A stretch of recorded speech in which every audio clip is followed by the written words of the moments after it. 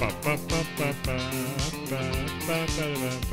to get this music turned down just a little bit, ladies and gentlemen, because it's time for episode 20 of the Southern Expressions, brought to you by me. I'm Tommy Ellison, coming to you from the great state of Alabama, the number one state in the union until the post office started using two-letter abbreviations, and suddenly we became number two.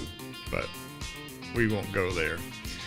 Nevertheless, it's a beautiful day in the South. It's about 75 degrees. As you can hear, the neighbors are out cutting their grass, and I said to myself, well, that's okay. We're going to get this one in the can, and we're going to proceed on. And, well, just remember, if you hear that lawnmower, you can actually sense the smell of fresh cut grass. I hate the smell of fresh cut grass, and I'll tell you why.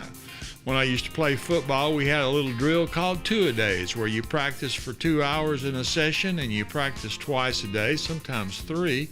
But in the morning, we always practiced early because the sun was coming up. It was hot, but there was dew on the grass, and it just had that smell where the coaches had been out there the day before cutting it, and it just had that odor of fresh cut grass. And you're sitting there with no breakfast, taking salt tablets, getting nauseous. And you know what? Even to this day, when I smell fresh cut grass, I just get a little nauseous in my brain. But that's past history. We won't go there. You know what? The magnolias and the azaleas are blooming outside. The dogwood trees are starting to bud and open up the buds into beautiful little flowers. It's a beautiful day in the spring. And, well, the Bradford pears have been blooming for a little while, stinking up the neighborhood. You know, have you ever figured out what Bradford pears smell like? They've got a pungent odor. They're beautiful. I love to look at them. I don't like to smell them. As you might tell, scents, odors are, I guess, play a large part of my psyche, but nevertheless.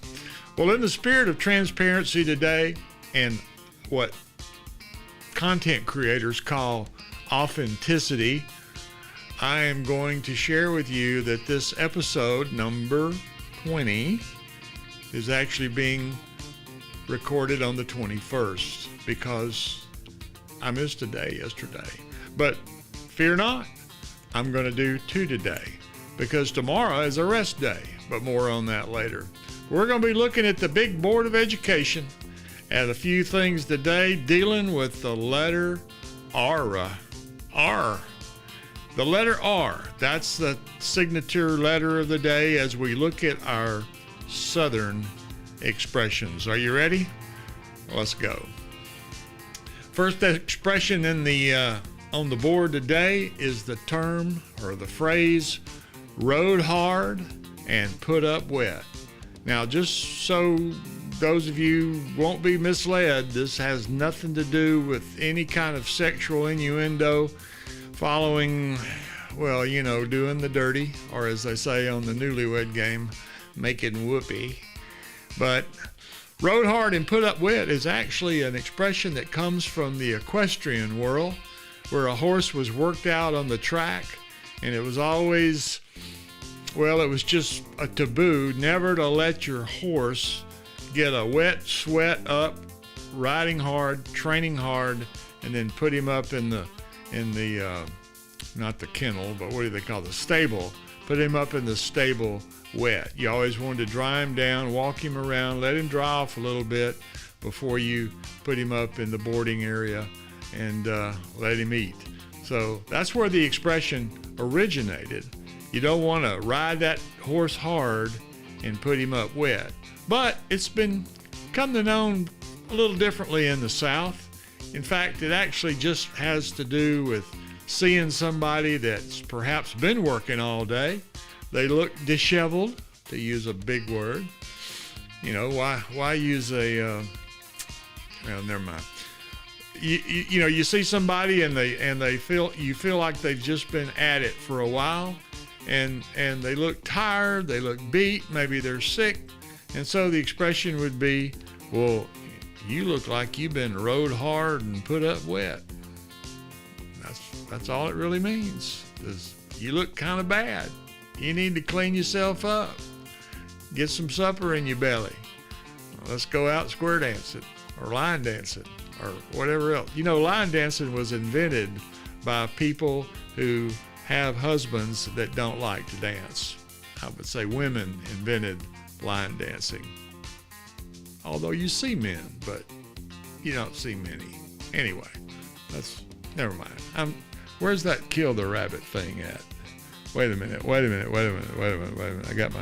I got my roadcaster all crazy here. I got to get back to my home screen. Hold on. Bear with me.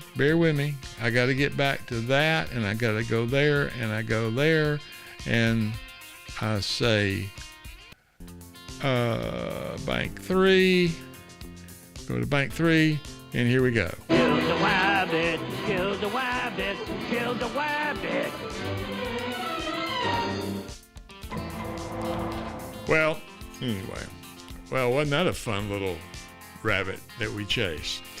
Next on the big board in episode 20, I actually have 2 expressions for you, and they're kind of related in a way. The first one is, he's so rich, he buys a new boat when he gets the other one wet.